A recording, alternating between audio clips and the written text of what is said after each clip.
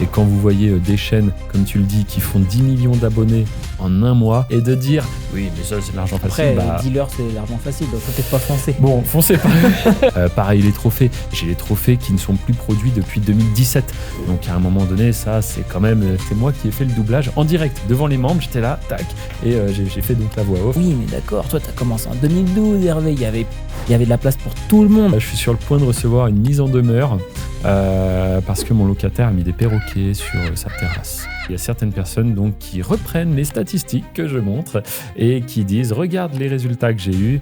Bon, moi je connais des gens qui font mon activité. Alors ils sont pas français pour le coup, je peux le dire. Moi je vais le dire, c'est des tu vois. Tant pis. Bah tant pis, j'avais qu'à t'abonner, c'était que ma famille et mon voisin. Ouais, non. C'est-à-dire que ton million d'aujourd'hui, dans 10 ans, il vaudra plus que 700 000. Donc en fait, tu le regardes fondre au soleil comme ça. Plus t'avances, hop, et il faut toujours essayer de la percer cette zone, de la sortir, et à la fin, en 10 ans, premier critère, que ça bien, fonctionne. Voilà, là vous parce pouvez que là, prendre des c'est un expert notes. de 13 ans qui parle. Attention, le melon comme ça, les chevilles, ça va. Chaque semaine, tu as des chaînes qui débarquent de nulle part, qui ont été créées là au mois de juin, au mois de juillet, août et même septembre, et qui arrivent à s'imposer. Ce qu'il disait MrBeast, il disait au début, donc MrBeast, la plus grosse chaîne du monde, disait... Alors ça pour moi c'est totalement faux, donc c'est très bien qu'on en parle. Mais écoute, on va donner une énigme à nos spectateurs, voilà. Okay. Alors je sais pas si tu la connais, je vais la dire assez vite. Bienvenue dans ce nouveau podcast. Aujourd'hui on se retrouve donc avec Alex. Comme d'habitude. Et voilà, j'ai l'impression qu'il devient fan de l'émission. Il est souvent présent avec nous. Ou alors c'est Hervé qui m'oblige à venir. Ah voilà, bon, ce sera coupé au montage. Direct. Bon, déjà on commence un peu en retard parce qu'on a une petite histoire pour... Ah oui, il va falloir que tu nous racontes, Hervé. Ouais. On arrive en bas, on est tranquille, on veut appuyer sur l'ascenseur et là tu fais... J'ai pas les clés. Oui, c'est ça. Il a cru que c'était une blague. Non, j'avais oublié les clés du local. Donc, on pouvait pas tourner. Mais ça va, vu qu'on est quand même une équipe de professionnels, on a su s'organiser et les clés sont venues à nous, en fin de compte, en l'espace de 15 minutes. Voilà. Exactement. Grâce à... On ne dira pas. Voilà. Grâce Surprise. à... Voilà, vous verrez au prochain la podcast. loi de l'attraction. On a vous pensé verrez aux dans clés 2 semaines. Voilà. Non, mais c'est grâce à quelqu'un, bien sûr, qui nous les a apportés et on la remercie. Voilà. Donc, du coup, je crois que tu avais un sujet intéressant à aborder dans cet épisode. C'est quelque chose qui va parler à beaucoup de gens, je pense, même à différents niveaux, on va dire, parce que moi-même, j'ai connu ça. Quel est donc le sujet ? Et moi aussi, je l'ai connu et tu as un accompagnement aujourd'hui et il y a beaucoup de gens dans l'accompagnement. Tu fais YouTube, voilà, vous connaissez si vous regardez un minimum le podcast, on n'est pas dans le dropshipping. Non. Et du coup, l'illusion de tout savoir avant de commencer un projet, que ce soit business ou sport ou n'importe quoi, on l'a tous en fait. Et Exactement. ça, il y a un autre nom un peu scientifique parce que j'aime bien me la péter et dire les choses. Voilà. Non, mais c'est assez connu aussi, c'est l'effet Dunning-Kruger. C'est en gros, c'est une courbe qui dit qu'au début, dès que tu connais un tout petit peu la chose, tu crois que tu t'en sais, ça y est, énormément. Et plus tu t'informes sur le sujet, plus tu deviens un expert, plus la courbe baisse et tu te dis, ok, je deviens humble parce qu'il y a tellement de choses à savoir. En plus, c'est tellement vaste que finalement, je ne sais pas grand-chose. Donc, ceux qui connaissaient rien pensent savoir énormément. Ceux qui connaissent beaucoup savent qu'il y a encore énormément à apprendre, tu vois. Ouais, et donc, c'est ouais. un biais cognitif qui est beaucoup dans le business. On l'a beaucoup vu, nous. Notamment dans les élèves, comme je te disais. Bien sûr. Ceux qui voudraient avoir une chaîne YouTube et qui se disent... il faut que je connaisse tout. Ou alors qu'ils se disent, je connais déjà assez, vas-y, c'est bon, c'est trop simple. Et là, c'est... Voilà, c'est dangereux. Mais moi, je le vois plus en mode les barrières, tu vois. C'est un peu en mode... souvent, c'est ce que va aussi penser ta famille ou les gens qui se basent, mais sur des on-dit. Donc, c'est-à-dire, c'est les bruits de couloir un peu que tu entends. C'est oui, mais ça marche pas. Si c'était trop facile, tout le monde le ferait. Ou alors même le fameux c'est de l'argent facile. Alors cette phrase pour moi n'a pas trop de sens. Si on trouve quelque chose qui est de l'argent facile, foncez et de dire oui, mais ça c'est de l'argent facile. Après, dealer c'est l'argent facile, donc faut peut-être pas foncer. Bon, foncez pas. Après, oui. Foncez pas sur tous les business. Si vous avez trouvé une opportunité, que ça marche bien, mais que c'est légal, bien sûr. Voilà, c'était ça qu'il fallait rajouter. Après, en effet, si c'est interdit par la loi, le faites peut-être pas de suite, ou pas du tout même. Mais oui, voilà. Pour moi, il y a certaines barrières ou excuses, ou on appelle ça un peu comme on veut, mais c'est le truc, tu sais pas trop d'où ça vient, mais t'entends tout le monde dire ça, donc en fait, tu sais que ça va pas marcher, mais tu te bases, et du coup, les bases, les fondations sont pas bonnes. Tiens, tu vois, l'exemple, par exemple, de l'immobilier, les anciennes générations, pour eux, c'était être propriétaire de sa maison. Avoir un toit au-dessus de la tête, c'est carrément. tangible, c'est présent, c'est là, et t'es propriétaire t'as gagné, en gros, tu vois. Et la nouvelle génération, et moi, c'est un peu le chemin que j'ai suivi, enfin, même totalement, c'est acheter sa résidence principale, c'est un passif, ça ne te rapporte pas d'argent. Alors, les gens disent, oui, j'ai plus de loyer à payer. Oui, mais la plupart du temps, si tu as acheté à crédit, tu as une dette. Donc, au final, la maison, elle n'est pas vraiment à toi, elle est à la banque, et toi, tu es endetté. Pendant 25 ans, plus souvent. Et voilà, ça peut être sur des très longues périodes. Alors que si tu achètes pour faire du locatif, eh bien là, du coup, tu possèdes quelque chose qui, tous les mois, te génère une rente. Et après, je ne vais pas rentrer trop dans les termes techniques, on n'est pas là pour parler d'IMO, mais c'est quand même intéressant. En fait, ça augmente ta capacité d'emprunt, si c'est un bon investissement, et tu vas pouvoir renouveler encore et encore et encore les opérations. Et tu vois, typiquement, tu viens de découvrir ce système de l'immobilier, cette espèce de cercle vertueux, on peut le dire, t'en parles à ta famille et ils vont te dire non mais c'est dangereux, oui mais les fameux ont dit les locataires ils vont pas te payer, voilà, ils vont tout défoncer dans le logement et ci et ça, et en fait on va te freiner dans ton élan et tu vas jamais passer à l'action. Et peut-être que 20 ans plus tard, tu te serais rendu compte, si tu avais pris des crédits du coup à répétition comme ça sur 20 ans, tu te dirais en vérité ma situation elle est la même qu'il y a 20 ans, j'ai le même poste de travail, je fais la même chose, je serais passé à l'action, j'aurais été au-delà des on-dit du coup, de ceux qui pensent savoir, mais j'aurais quelque chose de totalement différent. Et je pense que c'est là où ça devient intéressant. Pour moi, quelqu'un qui ne fait que pas procrastiner, c'est pas ça, mais rester dans la même situation pendant des années, c'est comme s'il n'avait pas démarré la partie.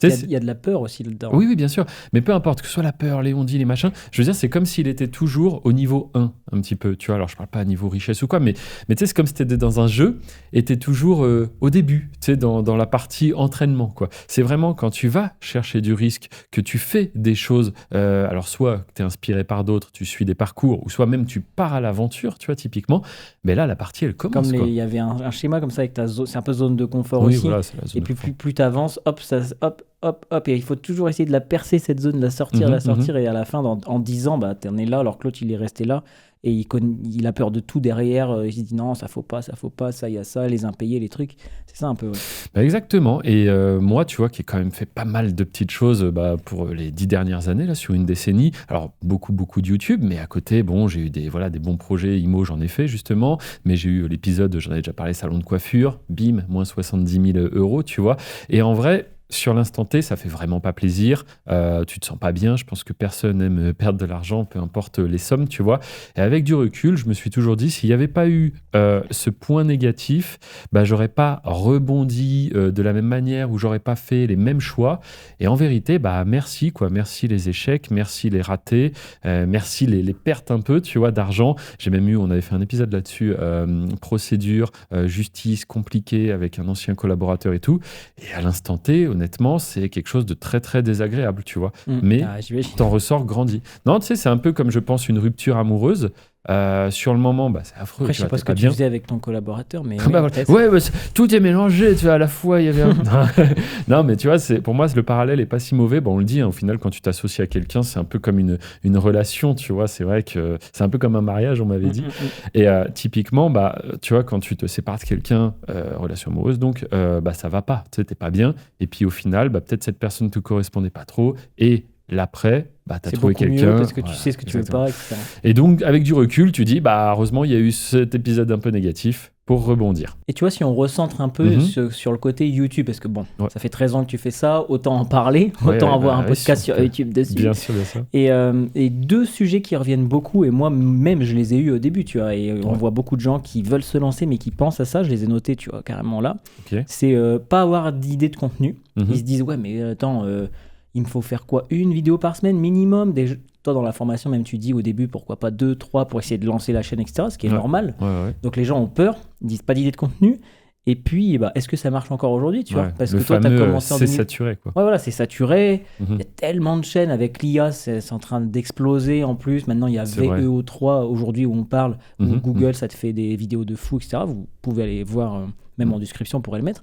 Et derrière... les gens, ils se bloquent par rapport à ça, tu vois. Ils sont là, oui, mais d'accord, toi, tu as commencé en 2012, Hervé. Il y avait de la place pour tout le monde. On avait parlé de Fail Army une fois Oui, c'est vrai. que tu avais commencé un peu là-dessus. C'est en train d'exploser. Et tu avais repris des choses. Et ce qu'on peut leur apporter à ces gens-là comme réponse, déjà, c'est... premièrement, est-ce que c'est saturé ? Non. En fait, non, pas du tout. Non, c'est pas saturé. Et justement, on le montre régulièrement sur les différents réseaux. Chaque semaine, alors nous, on montre peut-être pas chaque semaine, mais chaque semaine, tu as des chaînes qui débarquent de nulle part, qui ont été créées là au mois de juin, au mois de juillet, août et même septembre, et qui arrivent à s'imposer. En fait, c'est ça. Exactement. Tu vois des petites chaînes qui font déjà des centaines de milliers de vues. Tu te dis, ah ouais.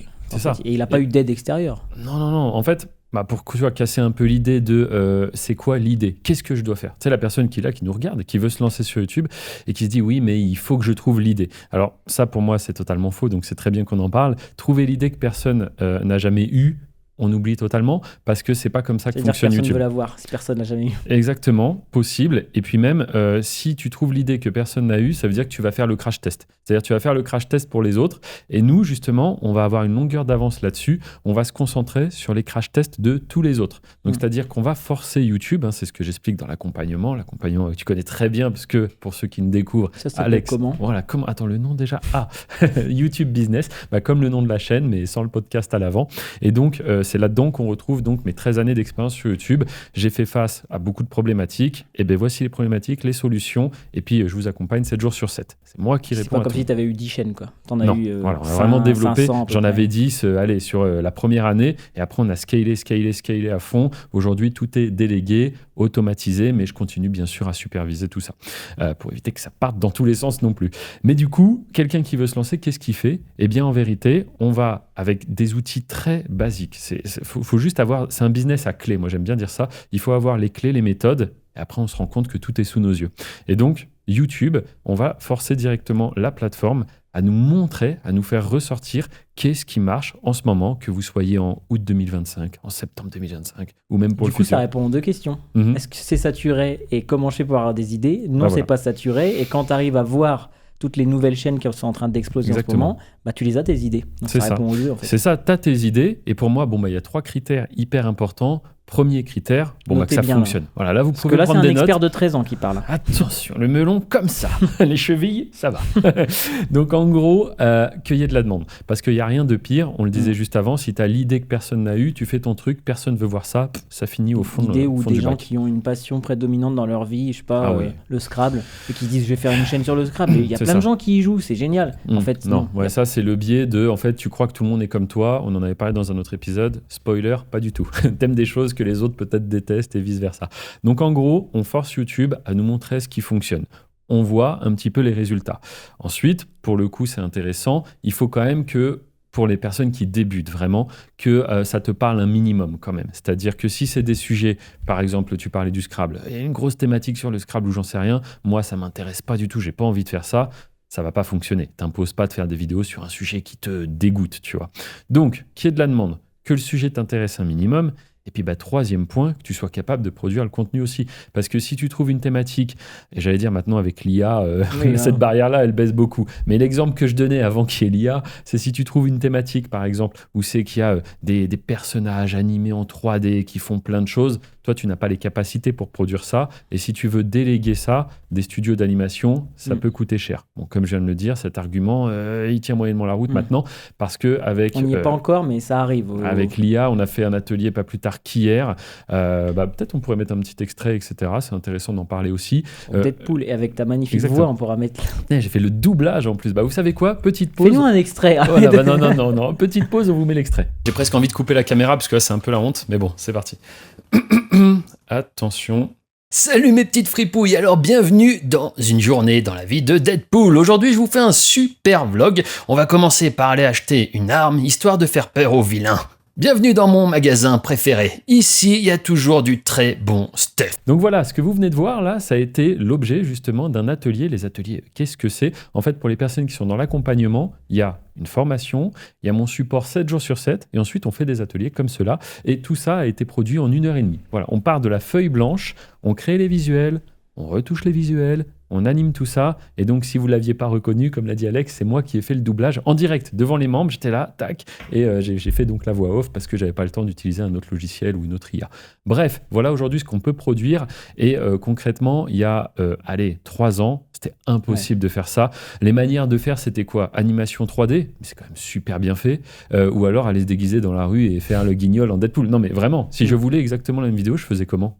C'était très compliqué. C'était pas possible en fait. C'est exponentiel la courbe des IA, la puissance qu'ils ont, etc. Pour ceux qui pensent que c'est saturé, on ne sait pas ce qui sera possible de faire dans quelques mois, quelques années, comme cela était imprévisible. J'en parlais tout à l'heure avec quelqu'un.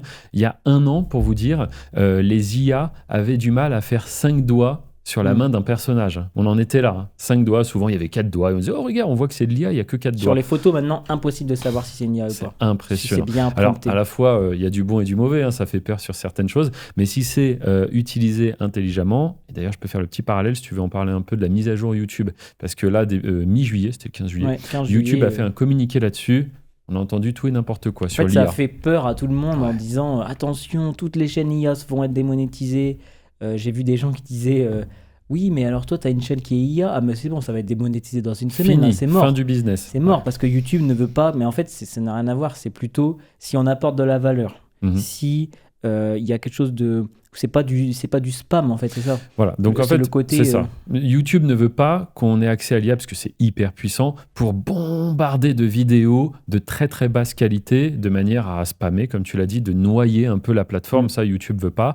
YouTube veut pas qu'on fasse des deepfakes, c'est-à-dire on va faire dire au président quelque chose qu'il a jamais dit. Alors attention, si ça rentre un peu dans le cadre de la caricature, de l'humour, ça peut aller. Mais je veux dire, nous sommes en guerre avec les États-Unis. Non, mais c'est ça. Et maintenant, on peut le faire avec le bandeau en bas des infos. Bien sûr, tu peux faire des fake news, etc. Et si tu montres ça à un public de gens qui ne sont pas du tout avertis sur l'IA, bah, ils vont tomber dans le panneau pour le coup. D'ailleurs, les gros scams de l'IA, c'est les personnes qui ont plus de 50 ans, souvent, ils vont avoir. Maintenant, même au téléphone, ils peuvent mettre les voix des enfants qui sont copiées et qui disent papa, passe-moi de l'argent avec la voix de l'enfant. Enfin, exactement, ouais, faites gaffe à ce que vous mettez aussi un peu sur les réseaux. Faut être, tu vois, c'est important parce qu'au final, même les gens qui n'en ont rien à faire de l'IA, bah, ils sont un peu obligés de se tenir informés parce que si c'est pas eux qui vont vers l'IA, c'est l'IA qui va venir vers eux. Et parfois, comme tu dis, certaines arnaques, les gens qui se font passer pour ton conseiller bancaire ou on sait pas quoi, il faut faire vraiment attention à tout ça. Donc oui, tout ça évolue très très vite. On n'est pas du tout conscient de qu'est-ce qu'il y aura dans quelques années et les opportunités, elles sont un peu partout. Mais donc, YouTube, c'est pas pour autant que tout est mort si vous allez mettre... Je crois que YouTube a jamais été aussi haut en termes de tout, de stats, etc. Même les créateurs sur la plateforme. Avant, tu avais 100 000 abonnés. T'étais waouh, t'as 100 000 abonnés. Aujourd'hui, il y a des petites chaînes avec les shorts. Alors moi, je suis pas trop de ceux qui disent allez-y, faites des shorts parce que ça paye très mal. Mais avec les shorts, tout est disproportionné. Le nombre de vues, le nombre d'abonnés, etc., etc. Par contre, je redis, ça paye très mal. Il y a des chaînes qui font 10 millions de vues en un mois, c'est ça? Ouais, alors 10 là, millions d'abonnés, pardon. Ouais, 10 millions d'abonnés, ça paraît tellement énorme, tellement lunaire, que là, regardez vraiment la description. Ce coup-ci, il faudra qu'on y pense au montage, mais on y pensera. On vous mettra un exemple d'une chaîne qui a fait 10 millions d'abonnés en un mois. Soyez curieux, intéressez-vous. Et oui, c'est possible. Et aujourd'hui, quand on compare à des créateurs, encore une fois, ça, c'est du short. Donc, c'est très, très puissant. Un peu dommage, d'ailleurs. Je trouve que tout soit mélangé parce que, par exemple, Thibaut InShape, il a mis 10 ans à avoir son trophée. C'est respectable, on va dire, même si sur la fin, c'était un peu grâce au short. Il a fait du short. Mais et là, en un mois, tu fais des vidéos de poussins qui tombent dans un puits, aussi, etc. Ou de chatons. Et t'as ton trophée des 10 millions. Bien sûr, donc c'est vrai que la valeur n'est plus la même. Il faudrait presque que YouTube comptabilise les abonnés issus de shorts, les abonnés issus de... Mais bon, ça pourrait être un peu le bazar. Et encore une fois, entre ce qui serait bien pour les créateurs et ce qui est bien pour le spectateur, lui, il ne peut rien comprendre. 2 compteurs d'abonnés, ça veut dire quoi, machin. Ou alors, il faudrait faire des chaînes où tu fais que des shorts, des chaînes où tu... Mais bon. Et c'est vrai que les trophées, pour le coup, sont les mêmes. Donc, quand tu vois un trophée, tu ne sais pas trop si... On pourrait faire un trophée short. Ouais, c'est vrai, mais pour le coup, 100 000. En carton, et le vrai, c'est en métal. C'est ça. En carton. Un JPEG que tu imprimes à la maison. Ouais, c'est ça. Là, j'ai mon trophée. 100 000 abonnés. Mais voilà, donc en vérité, non, c'est pas saturé. Même s'il y a de la concurrence, bien sûr, TikTok, ça prend forcément des parts de marché, mais dites-vous bien que sur ces 10 dernières années qui viennent de s'écouler, les manières de consommer aussi ont énormément changé. C'est-à-dire, il y a 10 ans, tout le monde ne regardait pas du YouTube. Maintenant, la génération qui arrive, ils regardent tous des téléphones, des tablettes, et même de la télé, mais du YouTube sur la télé. Ma nièce qui a 4 ans, qui vient d'avoir 4 ans, elle connaît déjà des musiques sur YouTube, etc. Bien sûr. C'est des nouveaux modes de consommation. Donc derrière, YouTube n'a jamais autant fonctionné, autant eu de public. Et donc, il y a vraiment un gros gâteau à se partager. Et quand vous voyez des chaînes, comme tu le dis, qui font 10 millions d'abonnés en un mois, pour moi, c'est clairement le signe que c'est loin d'être saturé. Et justement, les mecs qui sont en plein dedans, ils se gavent littéralement, quoi, tu vois. Et il y a des thématiques aussi qu'on ne penserait jamais. Je suis en train de penser quand on va à la salle de sport. Il y a une playlist. Ça vient de YouTube. Ça nous a fait rire l'autre fois, ouais. Et c'est une musique qui passe toute la journée. C'est-à-dire que le mec, il prend, je sais pas combien au mois, tu vois, on peut pas le calculer, mais il fait une playlist et puis il y a peut-être, je sais pas, 200 salles de sport, 1000 salles de sport dans le monde qui utilisent la playlist pour le mettre pour ceux qui font du sport. Voilà. Donc là, je réplique un peu, mais c'était intéressant. Ouais, c'est en fait... L'autre fois, on était à la salle, on voit un post informatique, on regarde, et en fait, c'était une vidéo YouTube de peut-être 10 heures. Ou un live, je sais plus. Voilà, ou un live, il y en a pas mal qui font ça, qui était en train de se lire. Et du coup, en fait, c'est ça qu'on entendait dans la salle de sport. Voilà, pour ceux qui n'avaient pas bien compris. Ouais. Et donc, le créateur qui est derrière, c'est pas la salle de sport qui a fait ça. Eux, ils étaient sur YouTube, musique, je sais pas, sport, motivation, machin. Hop, play. Et derrière, tu as quand même quelqu'un qui gère cette chaîne et qui gagne de l'argent, soit avec des gens qui écoutent ça, même en faisant leur sport, pour le coup, leur footing, etc. Ou des salles de sport. C'est vrai que c'est assez improbable quand tu penses. Tu te dis, en fait, ouais, j'aurais jamais pensé, en fait. C'est comme des musiques avec des hertz, 432 hertz pour pouvoir se méditer. Ça dure 10 heures la vidéo, elle a 20 millions de vues. Tu te dis, wow, c'est fou. Le mec, alors, l'autre fois, ça nous a fait rire. C'est un membre qui avait envoyé ça, une chaîne écoutée. Et l'argent viendra à vous. Ah oui, énorme. Écoutez, cette vidéo est de 3 minutes 20 et dans 48 heures, vous recevrez 1000 €. C'est vraiment à ce niveau-là, quoi. Et là, tu vois ça passer, tu dis, lol, quoi, non. Et puis en fait, tu vois en bas 4 millions de vues, tu fais, what? Surtout que ça parle d'argent. Donc RPM, revenu pour 1000 vues, plus haut que si tu avais juste fait une méditation classique. Et puis là, t'es gentil, tu dis vidéo de quelques minutes, mais des fois, il y en a, ils vont faire ça sur très long, quoi. C'était 2 heures. Donc voilà, les thématiques, il y en a de nombreuses. Et votre but, ce n'est pas de trouver la prochaine thématique à laquelle personne sur cette planète n'a pensé. Non, au contraire, appuyez-vous sur ce qu'ont fait les autres, tous les crash tests qu'ont fait les autres, et là, vous voyez ce qui marche, et là, vous voyez si ça vous intéresse de le faire, et si vous êtes capable de le faire, et let's go. Et c'est vraiment ça qu'on enseigne, et c'est pour ça, justement, que la méthode, elle peut être répliquée encore et encore et encore, parce que, encore une fois, tu vois, on vous donne pas un poisson, on vous apprend à pêcher. Et moi, je pense que, justement, quelqu'un qui te dit cette thématique-là, elle est bien, elle fonctionne actuellement, vas-y, fonce, là, il t'a donné un poisson, pour le coup, tu vois, parce que, ok, tu vas le faire, peut-être ça va marcher, attention, c'est pas dit que ça marche, parce que si t'es pas capable d'analyser efficacement. Fin de cycle de Exactement. Cette niche-là. Si on te donne ça comme ça, et que t'es pas capable de voir s'il y a beaucoup de personnes qui performent là-dessus, etc., ça n'a aucune valeur, tu vois. Et imagine, tu le fais. Bon, ça marche pas, c'est réglé. Imagine, ça marche. Super.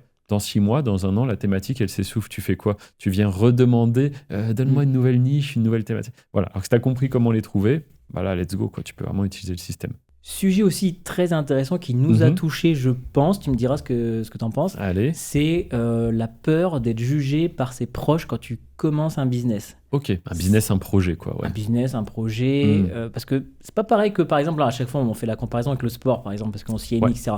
Là, c'est super. Tu vas pas être jugé. Ils vont se dire, ouais, dans la plupart des familles, je pense.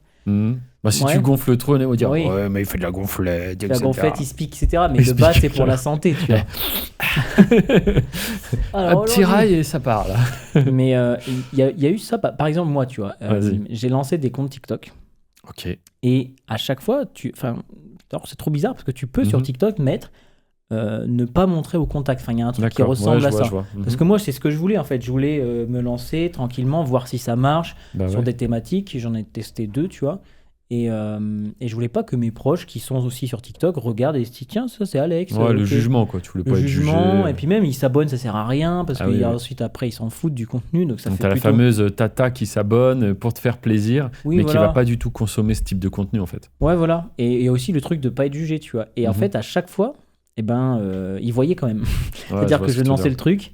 3e vidéo, ah bah tiens, je t'ai vu passer, ah ouais, d'accord, pourquoi tu fais ça et tout. Et puis ça me saoulait, ça. Et Instagram, pareil d'ailleurs. Et on parlait de YouTube, YouTube, il n'y a pas ça. Donc ça, c'est bien. C'est vrai que ça, c'est bien. YouTube va pas aller recommander à tes contacts ton compte. Ouais. C'est parce pas qu'il n'a pas pareil. lié avec les contacts, en fait. Il y a ce truc-là. Quand tu partages, ça va pas te proposer les contacts de ton téléphone quand tu veux partager une vidéo, alors que sur TikTok, Insta, oui.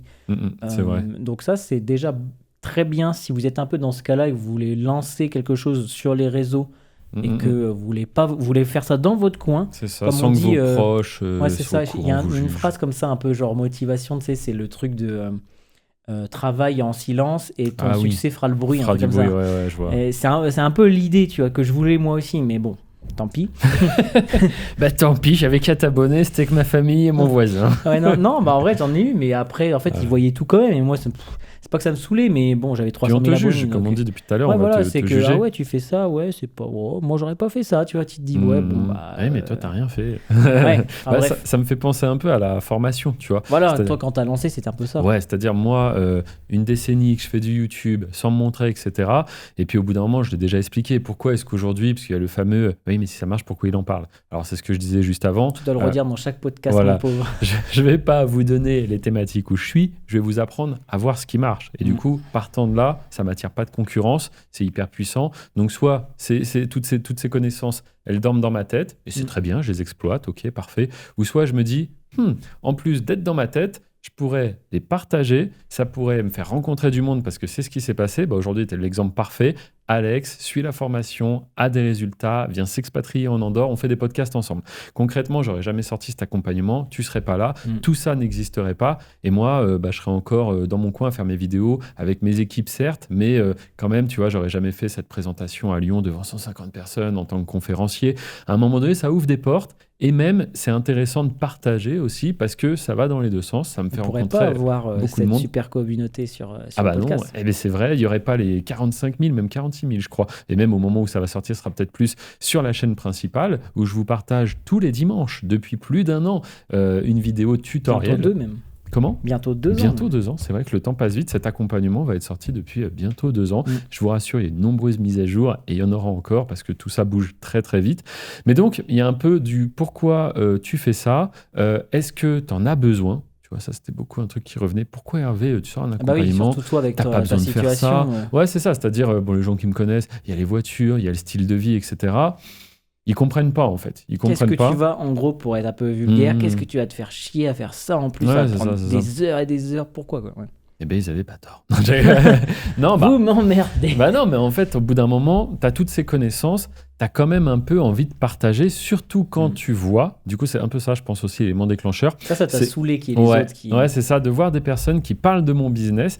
C'est comme toi, je sais pas, tu as la recette pour faire un très bon gâteau. Tu vois, tu es là, et puis au final, tu vois autour de toi des gens qui partagent d'autres recettes et qui font des trucs vraiment pas dingues. Quoi, tu vois. Et toi, tu es là, tu dis non, mais vas-y. Et puis tu te rends compte que ces personnes, mine de rien, il y en a, ils sont là. Elles vendent leurs recettes et cher. Elles vendent leurs recettes, et puis t'en as, ça devient des exemples. Tu vois, ils sont là, franchement, regarde, trop bien, machin, ce que tu fais, ce que tu proposes, c'est dingue. Des noms, Hervé. Non. Et puis moi, je suis à côté, et puis j'observe, je dis rien. Et en fait, c'est exactement ce qui s'est passé. Des gens commencent à parler du business des chaînes anonymes. Je regarde un petit peu. Et puis en fait, plus je creuse, plus je me rends compte, c'est soit des gens qui ont certes fait des choses, mais des toutes petites choses, tu vois. Oui. Et du coup, pour eux, ce que moi j'ai fait paraît lunaire. Donc ils sont là en mode paraît faux, paraît fou même, c'est pas possible, etc. Renseignez-vous sur moi, il y a énormément d'informations. Je pense qu'aujourd'hui, on peut en trouver beaucoup parce que ça doit faire presque 5-6 ans qu'il y a des petites choses, un petit interview à gauche, à droite, machin. Donc renseignez-vous. Même avant que j'ai l'accompagnement, je répondais des fois. J'avais parlé de mon immobilier, par exemple. Et dans ce reportage immobilier, j'avais expliqué l'activité que je faisais. D'ailleurs, on peut peut-être teaser un prochain podcast où il y a quelqu'un que tu avais aidé il y a longtemps et qui a des super résultats aujourd'hui. Ah oui, carrément. Ça va être un peu l'objectif de cette chaîne maintenant. Au début, on a expliqué un peu qui je suis, on a parlé d'Alex, il y a eu un podcast avec ma femme, bref, avec des gens qui gravitent plus ou moins autour de tout ça, cette activité. Et là, on va essayer maintenant de faire venir des membres. Ouais, bien sûr, ça pourrait être très intéressant. Je vous dis, l'accompagnement à 2 ans. Donc aujourd'hui, des personnes qui sont totalement libres grâce à ça, qui vivent de YouTube. Attention, ça va pas être facile parce que eux, ils ont rejoint l'accompagnement pour être anonymes et gérer des chaînes sans visage. Donc de là leur dire hey, tu voudrais pas montrer ta grosse tête pendant 1 heure à des gens qui ne te connaissent pas. Après, ce qui est bien, c'est que jamais de la vie ils verront les chaînes. Oui, voilà. Mais quand même, je veux dire, on a certains profils, c'est des personnes qui sont un peu sur leur ordinateur, qui font leur truc dans leur coin. Leur dire viens sur un plateau presque, tu vois, ça pourrait faire un peu plateau télé le truc, tu vois. Bon, mais on va essayer. On va essayer. C'est un challenge. Fin 2025-2026. On fera venir des membres et ils vous expliqueront leur parcours, tout comme Alex a expliqué son parcours.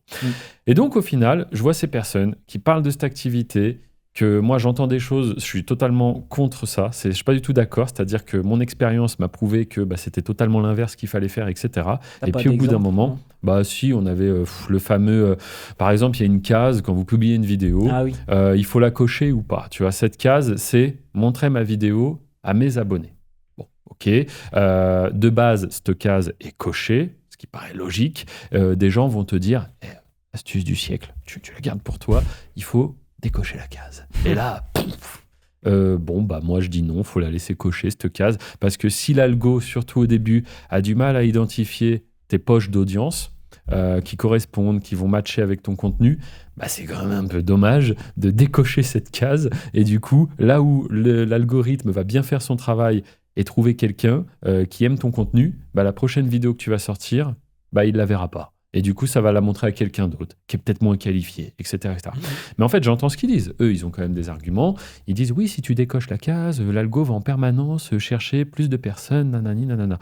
Mais à un moment donné, si tu as quand même la possibilité que ta vidéo elle fasse 50 vues au lieu de 0 au début, parce que tu as une petite base d'abonnés qui se constitue. C'est pas comme ça que fonctionne l'algorithme, finalement. Non, moi, j'ai jamais décoché cette case. Il va taper dans les abonnés pour voir si ça marche. Si ça marche, il va aller chercher une autre petite poche d'audience. Si ça marche toujours, il va aller chercher une grosse poche, etc. Mais bon, ces gens-là, s'ils le disent, ils l'ont pas inventé, je suppose. Donc voilà, c'est qu'ils disent chez eux, ça marche comme ça. Mais moi, je me dis, avec mon parcours, avec ce que j'ai réussi à faire, écoute, j'ai d'autres choses à partager. Et ma version, les problématiques que j'ai rencontrées, les solutions, on a déjà parlé plusieurs fois aussi, les fameux dollars jaunes. Ma vidéo est démonétisée, donc elle sera montrée à personne. Donc voilà, cette vidéo, elle sert à rien, elle est morte, etc. Non, moi j'ai une vidéo comme ça qui a fait 50 millions de vues. J'en ai d'autres qui ont fait des centaines, voire des millions de vues aussi. Elles étaient démonétisées. Voilà. Et c'est toujours un peu ça, tu vois, sur YouTube, t'entends tout et un peu son contraire. Un peu comme dans l'immobilier, sûrement, tu vois, t'as des gens qui pensent autre chose, des gens qui pensent l'inverse. Il y en a qui disent c'est la sous-location le mieux, les autres c'est n'importe quoi. Il y en a qui disent oui, mais c'est que les locations courte durée. Il y en a qui non. Et c'est ça le problème aussi, c'est que quand tu vas faire de ton côté tout seul, en mode un peu aventurier, à la pêche aux infos, un coup tu vas suivre ce conseil, puis après tu vois un mec qui dit l'inverse, tu dis oula, non, faut que je fasse machine arrière, je vais suivre ça. Et au final, tu flingues un petit peu ta chaîne. Donc moi, je t'explique comment je fais depuis 13 ans. Je te montre les résultats que j'ai. Alors oui, on ne donne pas les chaînes, mais à partir du moment où on est capable de montrer des statistiques à jour régulièrement, c'est-à-dire je ne vous montre pas des stats d'il y a 10 ans, tu vois, je montre des stats là, d'il y a une semaine, d'il y a 15 jours. Pareil, les trophées. J'ai les trophées qui ne sont plus produits depuis 2017. Donc à un moment donné, ça, c'est quand même... C'est tous des faux, Hervé. Oui, mais non, je ne sais même pas au final si ceux-là, tu peux les avoir quelque part. Parce que qui aurait intérêt à avoir accès à des trophées qui n'existent plus en vérité, tu vois. Et ça fait depuis 2017 que je le monte sur mes réseaux, alors que l'accompagnement est sorti en 2023, tu vois. Donc voilà, je montrais déjà un peu les trophées, on voyait un peu les machins, les voitures, les voyages, et au final, l'accompagnement est arrivé que 6 ans plus tard, tu vois. Et en ce qui concerne les statistiques, alors on va pas donner de nom, mais je pense qu'on peut le dire, il y a même des gens qui les prennent, les tiennes, parce qu'ils en ont peut-être pas assez, eux, pour le montrer. Ah oui, d'accord, je comprenais pas ce que tu disais. Oui, alors ça nous a fait halluciner. En effet, on n'est pas là pour faire des dramas, balancer des noms, mais méfiez-vous de tout ce que vous voyez sur Internet quand même. Renseignez-vous. C'est un peu, je pense, important aujourd'hui, mais il y a quand même des choses, c'est pas facile à voir des fois. Et en effet, il y a certaines personnes donc qui reprennent les statistiques que je montre et qui disent, regarde les résultats que j'ai eus. Bon, c'est un peu dommage, mais c'est comme ça. Mais je pense que directement, tu vois, c'est le coup de tampon. Nous, en tout cas, on sait qui fait quoi et directement, tu sais qui n'est pas fiable, quoi. Quand un mec débarque comme ça en disant « Hey », je vais faire face à la caméra, « Hey, je suis un expert YouTube, regarde ces statistiques », et là, tu vois qu'il a pris les stats d'un autre formateur, tu te dis « Ok, là, c'est chaud patate quand même, quoi. » L'éthique est au top niveau. De quoi ? L'éthique. C'est quoi ? Ah, l'éthique, j'ai compris, les plus loin tic. Ah oui, là, il y a zéro éthique, et tu te doutes bien que cette personne-là, je pense, elle n'est pas là pour te partager de la valeur et chercher à ce que tu réussisses fort, quoi. Lui, il est plutôt là pour prendre tes sous, merci, au revoir, quoi. Donc, renseignez-vous très bien. Moi, je pense un bon moyen de savoir qui est fiable, sérieux, c'est de voir un peu qui côtoie cette personne. Tu vois, parce qu'aujourd'hui, moi, vous pouvez me trouver dans de nombreuses interviews, à de nombreux endroits. Et si des personnes me font confiance, c'est quand même que je suis sérieux, je pense, tu vois. Alors que si vous voyez un gars qui est tout seul dans son coin et qui est toujours tout seul dans son coin, le milieu de l'infoprenariat en France, il n'est pas énorme en vérité. Et les gens qui font les choses bien, sérieusement, ils se retrouvent à un moment donné à être invités quelque part, à faire différentes choses, etc., etc. Ceux qui restent toujours dans leur coin et qui sont souvent dans une ville qui commence par Dou, qui finit par Baï.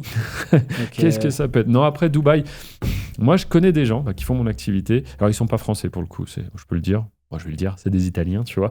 Et en gros, ils sont à Dubaï et ils ont fait ce choix-là. Et en vrai, ils me disent que c'est bien pour plein de raisons. Et c'est des gens très sérieux que je connais. Alors moi, je commence à faire de l'argent en 2012. Eux, je les rencontre en 2014, tu vois. Et on n'est même pas concurrents une fois de plus. Ils font exactement comme toi, quoi. Ouais, c'est le même business. Ça marche très bien aussi. Et ils ont fait aussi un peu d'accompagnement. Ils avaient même commencé un peu avant moi parce que pareil, ils voyaient des mecs qui n'y connaissaient rien qui parlait de ça. Et du coup, à un moment donné, c'est ça, la frustration, et c'est presque ça qui te force à passer à l'action. Quand tu vois des gars qui racontent n'importe quoi sur un business où toi, tu peux quasiment dire que tu es expert, parce que je te dis, tu as vu toutes les situations. Tu as vu les chaînes supprimées, les chaînes démonétisées, tu connais des trucs que rien que le terme, les autres, ça va tous les mettre en blocage, quoi, tu vois. Tu sais comment fonctionne le système d'assets dans un CMS, etc. Là, qu'est-ce qu'ils viennent dire? Et tu vois, en fait, quand tu as tout ça, tu te dis à un moment donné, ok, j'ai de la valeur et on va, même demain, moi je demande que ça, après se faire une conversation avec un gars qui serait soi-disant hyper bien calé dans le truc, je serais curieux de voir qui va mettre l'autre en défaut. On va les inviter au podcast. Non, mais ça serait très intéressant. Ça serait très intéressant parce que tu as aussi des gens qui peuvent faire ça depuis un petit moment, mais qui a plein de situations qu'ils n'ont pas vues, quoi. Je veux dire, ils ont eu 3 chaînes, ils gèrent leurs 3 chaînes et du coup, il y a plein de cas particuliers auxquels ils n'ont pas les réponses. Et pour moi, tu es digne de faire un accompagnement à partir du moment où tu as vraiment du vécu, quoi. C'est comme demain, je t'apprends à être pilote de voiture. J'espère que tu as fait autre chose que conduire une voiture dans ta vie, quoi. Sinon, ton expertise, elle n'est pas dingue. C'est comme quoi. Les tatoueurs qui ne sont pas tatoués. Oui, voilà, mais c'est tout comme ça. Voilà, c'est un peu tout comme ça. Donc voilà, renseignez-vous bien. Et pour être expert, tu disais, c'est vrai que il y a une loi qui dit, entre guillemets, si tu es expert à partir du moment où tu as passé 10 000 heures sur un sujet. Est-ce que tu les as ? Je sais même pas, mais je pense que j'ai bien plus, non ? Je pense que t'as beaucoup plus. Je sais même pas, il faudrait faire le calcul. Calculer, déjà... 15 heures par jour pendant 10 ans, Hervé. Voilà, 15 heures par jour pendant 10 ans. Bon, après 15 heures, c'est un peu énorme. Allez, on va... Même le fait de faire... Jamais fait le calcul, je crois. Si je prends, on va prendre 5 fois 365 fois... Ah ouais, laisse tomber. Hein. Si je fais, 7 heures. Si j'ai fait le calcul, je pense pas qu'on le verra à la caméra, mais du coup, si j'ai fait 7 fois 365 fois 10, donc calculer qu'il y a des journées où c'était plus que 7, calculer que ça fait plus de 10 ans, ça fait 13, mais là, on est déjà à 25 000 heures. Donc, bon. Et c'est pas 25 000 heures en mode j'ai lancé le business, je suis parti voyager tout le temps. Hein. C'est vraiment, j'ai beaucoup bossé parce qu'en fait, le gros problème que j'ai eu, c'est que il y avait pas de formation, quoi.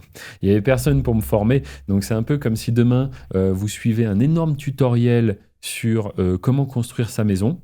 Ça va vous aider beaucoup plus que si vous démarrez du niveau 0, vous êtes avec les outils devant vous, et encore, avoir les outils, ça aide bien. Si tu as les ingrédients pour faire la recette, ça aide. Mais là, s'il faut que tu découvres toi-même les ingrédients et que tu découvres toi-même ta recette, la recette, ça peut prendre du temps, tu vois. Et donc, aujourd'hui, nous, de toute façon, la promesse, elle est simple. C'est je t'accompagne jusqu'à temps que tu fasses 100 euros par jour. Franchement, c'est une promesse. Je suis totalement à l'aise avec ça. Tu sais, il y en a, ils vont te parler de 10 000 euros par mois, machin. C'est possible. Bien sûr que c'est possible. Mais promettre ça à tout le monde, c'est un peu compliqué quand même. 100 euros par jour, franchement, là, il n'y a pas de souci. Et c'est ma promesse. Donc, je suis Ce qui est bien, c'est que l'accompagnement, c'est une vingtaine d'heures. Donc, 25 000 heures regroupées en 20 heures. Ouais, parce qu'au final, il y a eu tous les A/B tests. Et puis aujourd'hui, heureusement, c'est délégué, c'est automatisé.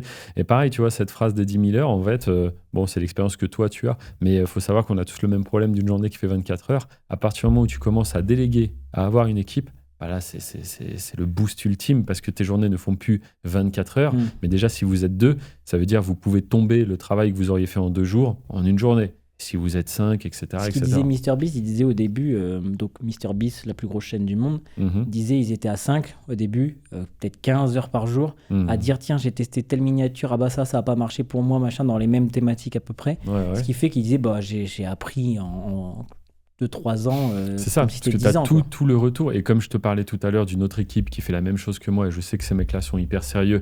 Pour le coup, ils sont à Dubaï, ils sont italiens. Et donc là, pareil, il y a eu des échanges, mais des échanges de tips hallucinants, quoi. Des grosses thématiques qu'on s'était partagées, des choses qu'on découvrait qui marchaient mieux pour l'un, pour l'autre, etc. Et franchement, ça a été un énorme boost, quoi.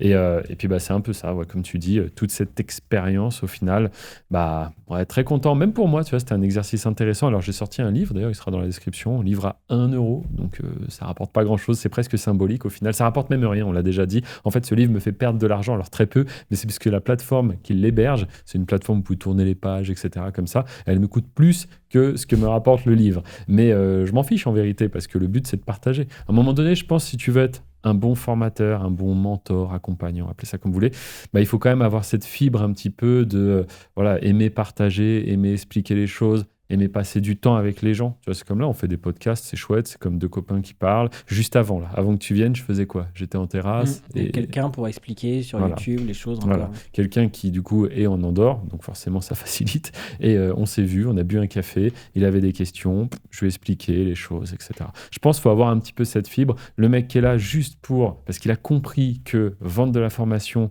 ça pouvait, c'est normal, hein, tu te donnes des informations, quoi. Enfin, ou tout du moins, c'est ce que certains font croire. Ça peut rapporter de l'argent. Eux, c'est un peu les requins, quoi. Tu vois, ils se positionnent comme ça, ils vont profiter de toi, qui cherchent du coup à changer ta situation. Et malheureusement, ils vont pas t'aider à changer ta situation. Tellement. Ouais, je sais. En fait, on est dans une époque aussi un peu compliquée. Les gens, une fois de plus, veulent les raccourcis. Alors, je parle vraiment des gens qui sont mauvais, tu vois. Ils veulent que ça aille très vite. Et eux, l'éthique, rien à péter, quoi. Donc, je prends les stats de lui. Ils prennent des formations, ils prennent des stats de l'un, une formation de l'autre. Tiens, ce bout-là, et hop, je vais faire ça, moi. Ouais. Et encore, il y a de la chance, entre guillemets, que sur YouTube, c'est pas, c'est pas un compte Stripe, tu vois. Parce qu'il y en a, ce qu'ils font, c'est qu'ils montent des comptes System.io, donc c'est des plateformes où tu héberges des formations et du coup, tu vois ton chiffre d'affaires. Ou Stripe, pareil, c'est des plateformes de paiement. Et ce qu'ils font, c'est qu'ils vendent. Ah oui, ça augmente le Stripe et ils disent mais regardez tout ce que j'ai gagné ce mois-ci, c'est énorme. Donc achetez mon truc, les gens achètent, donc ça grandit de leur truc. Alors que sur YouTube on peut pas, parce que sur YouTube c'est les statistiques des vidéos si un client achète, ça va rien changer à ses statistiques à lui. Donc c'est entre guillemets une chance dans le marché YouTube. Mais oui, il y a beaucoup de requins comme ça. Quelqu'un qui fait cette activité sérieusement, il est capable de vous montrer des statistiques régulières de plusieurs chaînes YouTube, sans vous donner forcément les chaînes, mais au moins des stats, plusieurs dashboards, qu'on voit que c'est pas la même chaîne. Si on regarde août, on voit qu'en effet c'est pas les mêmes statistiques. Il est capable du coup de répondre à vos questions. Renseignez-vous sur les gens une fois de plus. Pour moi, il y a suffisamment pour les gens qui sont honnêtes et qui montrent de la transparence. Il doit y avoir des choses à voir. À un moment donné, s'il a quelque chose qui fait de l'argent, il doit y avoir un niveau de vie, il doit y avoir quelque chose. À un moment donné, il en fait quelque chose de cet argent. Il ne jette pas à la poubelle dès qu'il le reçoit tous les mois. Donc, ça passe où? Après, chacun voit midi à sa porte. Il y en a, ils vont vouloir... Ou alors, ils gardent tout pour ses enfants. Enfin, je sais pas, oui, il y en a qui peuvent imaginer n'importe quoi. Bien sûr, mais ils gardent tout. Mais c'est-à-dire, c'est pareil. Si tu le gardes, c'est dommage. Parce que du coup, tu fais quoi? Tu le laisses sur un compte en banque. C'est-à-dire qu'il subit l'inflation. C'est-à-dire que ton million d'aujourd'hui, dans 10 ans, il ne vaudra plus que 700 000. Donc, en fait, tu le regardes fondre au soleil comme ça... Et même, montre-nous des choses. À un moment donné, l'argent, ça se fait travailler. Enfin, quand on en a, bien sûr. Donc voilà, tu vois, c'est toutes ces petites choses. Voilà, moi, j'ai investi dans l'immobilier. C'est pas un secret. Il y a des interviews qui parlent de ça. Aujourd'hui, 7 appartements en Andorre. Attention, un appartement en Andorre, ça vaut cher. Le plus cher était presque au prix du million, quoi. Donc, 7 appartements en Andorre, 4 immeubles en France. Voilà, tout ça, c'est vérifiable. Il n'y a pas de souci. Attention aux perroquets, par contre. Ouais, alors là, dernière anecdote, on avait fait un podcast où on parlait d'immobilier. Là, c'est intéressant. Je ne dirai pas plus d'infos si le locataire tombe sur cette vidéo. Mais du coup, là, c'est assez drôle. Je suis sur le point de recevoir une mise en demeure parce que mon locataire a mis des perroquets sur sa terrasse. Voilà. Celle-là, on ne me l'avait pas dit quand j'ai dit que j'allais faire de l'immobilier. Les proches ne m'ont pas dit « Mais attention, tu peux avoir une mise en demeure. » Attention aux perroquets qui sont en voie de disparition. Je ne sais pas c'est quoi cette histoire. C'est ma femme qui gère la partie immo, mais voilà, ça arrive. Alors, tout n'est pas comme ça, heureusement. Mais oui, il y a des fois des sacrées anecdotes sur la partie immobilier. C'est bon, voilà. Aujourd'hui, concrètement, ça m'embête. Et comme on disait tout à l'heure, dans 5 ans, j'en rigolerai. Oui, voilà. Puis mais tu là, seras averti des oiseaux.